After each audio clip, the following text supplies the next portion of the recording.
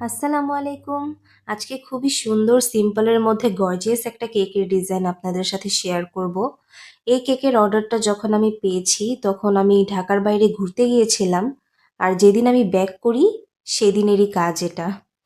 তো ব্যাক করার সাথে সাথে আমার কেকের কাজ করতে হয়। টু বি অনেস্ট আমার ভিতরে একদমই শক্তি ছিল না যে আমি কেকের কোনো কাজ করব, বেকিংয়ের কোনো কাজ করব।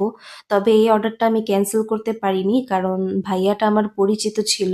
আর ভাইয়াটা তার ২ বছরের মেয়ের জন্য স্পেশালি অর্ডার করতে চেয়েছে। তো আমি তার স্পেশাল দিনটা নষ্ট করতে চাইনি আরকি। তো সে যেহেতু আশা করে আমার কাছ থেকে কেক অর্ডার করেছে, আমি না করিনি। তো তবে আমি বলেই রেখেছিলাম যে আমি খুব বেশি গর্জিয়াস ডিজাইন করতে পারবো না বা খুব বেশি হেভি ডিজাইন করতে পারবো না। আমার অনেক বেশি টায়ার্ডনেস ভিতরে, যেহেতু আমি বাইরে থেকে আসছি। তো যাই হোক, যতই আমি সিম্পল বলি না কেন, এই কেকটা কিন্তু সিম্পলের মধ্যে গর্জিয়াস। কম বেশি অনেক বেকারস আপুরাই হয়তোবা এই ধরনের কেকের ডিজাইন করেছে বা হচ্ছে ডিফারেন্ট কালার বা ডিফারেন্ট ওয়েতে করেছে। তো এই কেকের ডিজাইনটা সব বেকার আপুরাই এটার সাথে পরিচিত আরকি।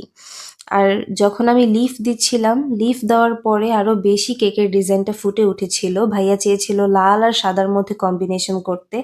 আর লাল আর সাদার মধ্যে যেই ধরনেরই আমি ডিজাইন করি না কেন বা আমরা করি না কেন, সেটা খুবই সুন্দর হয়ে থাকে আর খুবই ভালো হয়ে থাকে। তো যাক, কথা বলতে বলতে কেকের ফাইনাল লুকে চলে আসলাম। আর ভাইয়াটার কেকের ডিজাইনও অনেক ভালো লেগেছে সিম্পলের মধ্যে। কেকের টেস্টও অনেক ভালো লেগেছে। রিভিউ আমি শেয়ার করব সামনে। তো এই হচ্ছে আমার ফাইনাল লুক।